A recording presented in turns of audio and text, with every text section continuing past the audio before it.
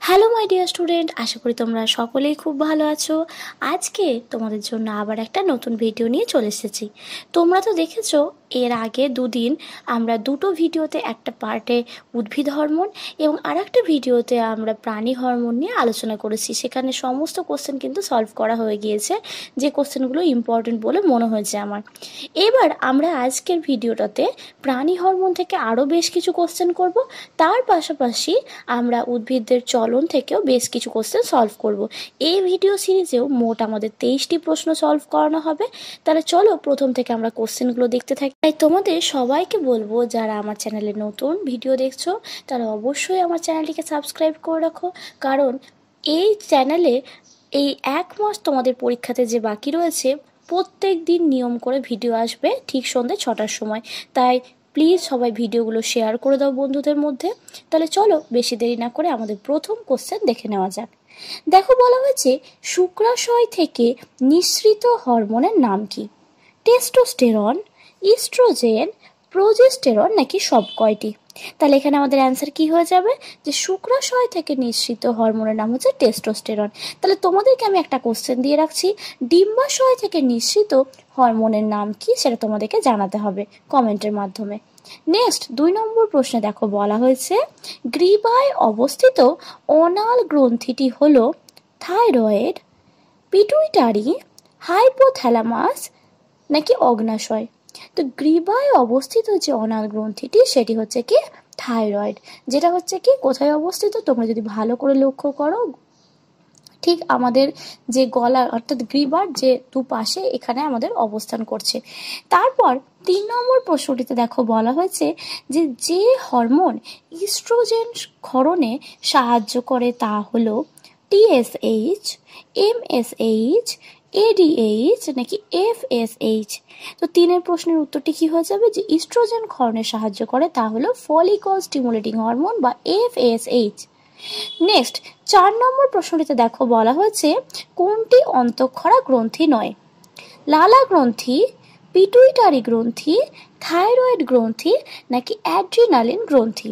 তো এখানে বলা হয়েছে অন্তঃক্ষরা গ্রন্থি নয়, তো এখানে অ্যান্সার হবে কি লালা গ্রন্থি হচ্ছে কি অন্তঃক্ষরা গ্রন্থি নয়। 5 নম্বর প্রশ্ন দেখো বলা হয়েছে সর্বাপেক্ষা ক্ষুদ্র অনাল গ্রন্থিটি হলো থাইরয়েড, অ্যাড্রিনালিন, পিটুইটারি নাকি অগ্নাশয়? তো 5 নম্বর প্রশ্নের উত্তরটি হয়ে যাবে যে সর্বাপেক্ষা ক্ষুদ্র অনাল গ্রন্থটি হচ্ছে কি পিটুইটারি। নেক্সট 6 নম্বর প্রশ্নটিতে দেখো বলা হয়েছে অ্যাক্রোমেগালি হয় কোন হরমোনের বেশি ক্ষরণের ফলে? ইনসুলিন, সোমাটোট্রফিক হরমোন, অ্যাড্রিনালিন নাকি thyroid stimulating hormone?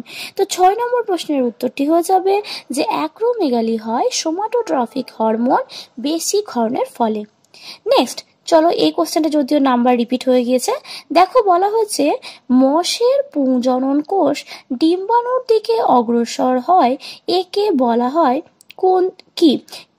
Chemonasty, chemotactic, নিকটিন্যাস্টিক নাকি কোনোটি নয়?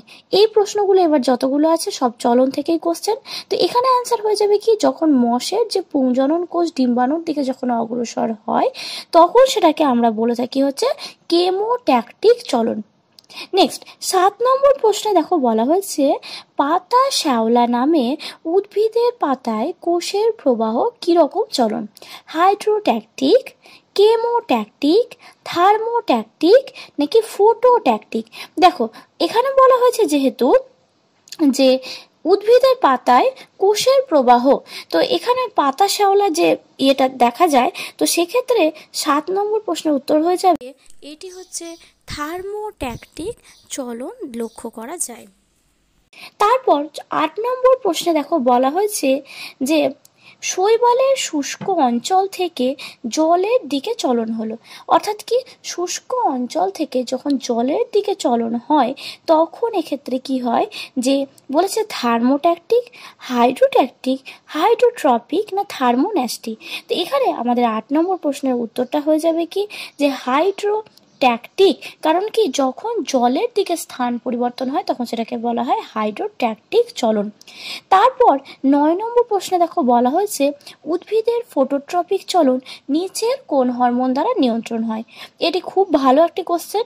তো এখানে অ্যান্সার হয়ে যাবে কি অক্সিন হরমোন দ্বারা কিন্তু এটি নিয়ন্ত্রণ হয়, কারণ তোমরা সেটা পড়েছো, দেখবে একটা এক্সপেরিমেন্ট দেওয়াই রয়েছে বইয়ে।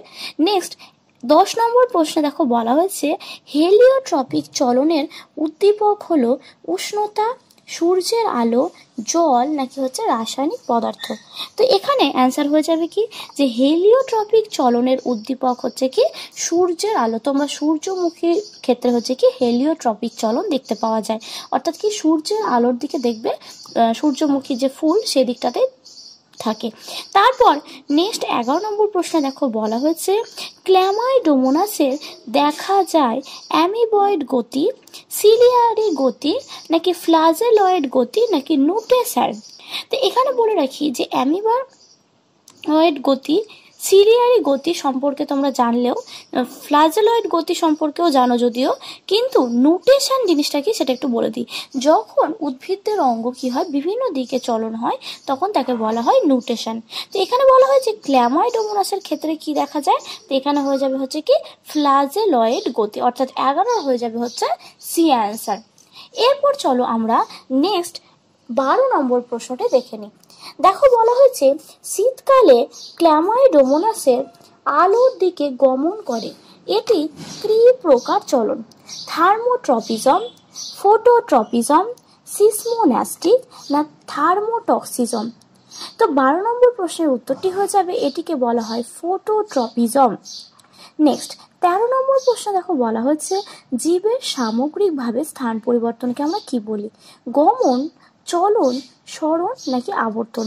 তো 13 নম্বর প্রশ্নের উত্তরটি হয়ে যাবে এটিকে বলা হয় হচ্ছে কি গমন। দেখো বলা হয়েছে 14 নম্বর প্রশ্নটিতে নিচের কোন উদ্ভিদটি ফ্ল্যাজেলার সাহায্যে গমন করতে পারে? পাতা শ্যাওলা, সূর্য শিশির, ভলভক্স নাকি হচ্ছে টিউলিপ। তো এখানে দেখো ফ্ল্যাজেলার সাহায্যে গমন করতে পারে হচ্ছে কি ভলভক্স।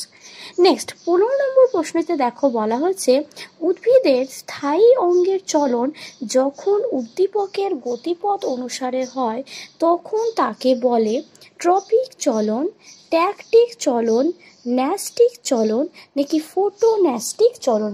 তো এখানে 15 নম্বর প্রশ্নের উত্তরটি হয়ে যাবে যে এটিকে বলা হয় হচ্ছে ট্রপিক চলন। নেক্সট 16 নম্বর প্রশ্নে দেখো বলা হয়েছে গমনে সক্ষম উদ্ভিদটি হলো অ্যাগারিকাস, মিউকাস, ইস্ট নাকি হচ্ছে ভলভক্স। তো এখানে গমনে সক্ষম একমাত্র উদ্ভিদ হচ্ছে কি হচ্ছে ভলভক্স। তারপর 17 নম্বর কোশ্চেনটি একটু ভালো করে শুনবে। দেখো বলা হয়েছে একটি অন্ধকার ঘরে যদি একটা জানলা খোলা থাকে এবং একটা চারাগাছকে ঘরের মধ্যে জানলার কাছাকাছি রাখা যায়, দেখা যাবে গাছটির ডাল জানলা দিয়ে আলোর দিকে বেঁকে বড় হয়।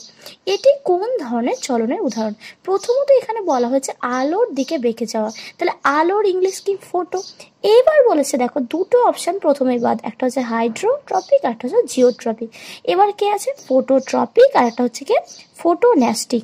তো এখানে অ্যান্সার হয়ে যাবে কি যে এটি হচ্ছে ফোটোট্রপিক চলনের উদাহরণ। নেক্সট 18 নম্বর প্রশ্নে বলা হয়েছে দেখো লজ্জাবতীর পাতা স্পর্শ করলে নুয়ে পড়ে, এটি কি ধরনের চলন? এটি হচ্ছে কি দেখো বলেছে প্রথমে কেমোন্যাস্টি, কারণ এখানে কোনো রকম যেহেতু রাসায়নিক পদার্থের কথা উল্লেখ করা নেই তাই কেমোন্যাস্টি অপশানটি হবে না।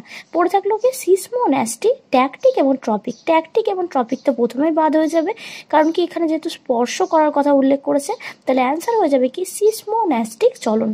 তারপর 19 নম্বর প্রশ্নটিতে দেখো বলা হয়েছে উদ্ভিদের যে চলন উদ্দীপকের গতিপথ ও তীব্রতার দ্বারা নিয়ন্ত্রিত হয় তা হলো ট্যাকটিক চলন, ট্রপিক চলন, ন্যাস্টিক চলন নাকি হাইপোন্যাস্টিক চলন। তো এখানে 19 নম্বর প্রশ্নের উত্তরটি হয়ে যাবে এটি হচ্ছে কি ট্যাকটিক চলন। তারপর 20 নম্বর প্রশ্নটিতে দেখো বলা হয়েছে বীজের অঙ্কুরোদ্গমের সময় ভ্রূণ মুকুলে সংগঠিত চলনটি হলো জিওট্রপিজম, ট্যাকটিক চলন, ফটোট্রপিজম নাকি হাইড্রোট্রপিজম? তো 20 নম্বর প্রশ্নের উত্তরটি হয়ে যাবে যে এটি হচ্ছে কি ফটোট্রপিজম চলন। তারপর 21 নম্বর প্রশ্নটি দেখো, বলেছে প্রাণীদের গমনাঙ্গ সংক্রান্ত সঠিক জোটটি হলো অ্যামিবা সিলিয়ার সাহায্যে, ইউগ্লিনা ফ্লাজেলার সাহায্যে, প্যারামেসিয়াম সিউডোপোডিয়ার সাহায্যে, নাকি মাছ 3টে যুগ্ম ও 2টি অযুগ্ম পাখনার সাহায্যে। আমাদের এখানে অ্যান্সার হবে 21 নম্বরের অ্যান্সারটি হয়ে যাবে যে ইউগ্লিনা ফ্লাজেলার সাহায্যে।